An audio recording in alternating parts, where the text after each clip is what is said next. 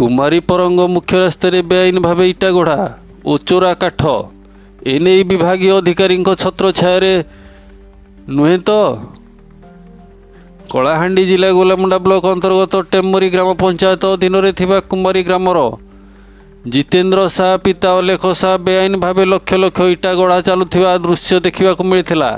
प्राप्त सूचना जनापड़ी जे कुमारी ग्रामरू परंग रास्ता मझे इटा गढ़ा चलुची एमिति गत वर्ष मध्य लक्ष लक्ष इटा गढ़ा होइथिला बोली स्थानीय लोके कहिथिले हेले ए पर्यंत प्रशासनर दृष्टि आकर्षण रही तांकर छत्र छाया चली बोली संदेह सृष्टि होइछि।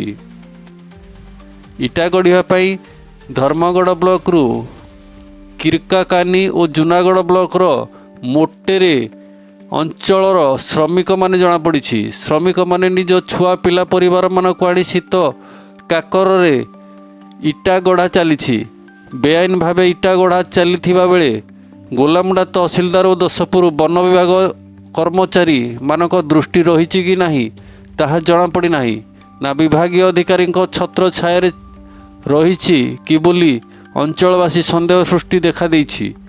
इटा गढ़ा पाई केउठारु माटी खनन होई आसुची ताहा जानिबा पाई विभागीय अधिकारी माने तुरंत तदंत करी आवश्यक पदक्षेप ग्रहण करा जाऊ बोली स्थानीय लोकों अनुरोध बोली गणमाध्यम प्रतिनिधि निकट में कहिथिले।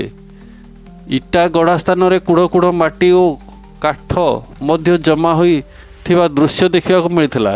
यही परिप्रेक्षी में विभागीय अधिकारी मानक दृष्टि आकर्षण करने सह तुरंत तदंत करी विहित कार्यानुष्ठान ग्रहण करने स्थानीय लोकों अनुरोध रही। धर्मगढ़ उपखंड प्रतिनिधि कपूरचंद सेठिया रिपोर्ट, जागृत भारत न्यूज।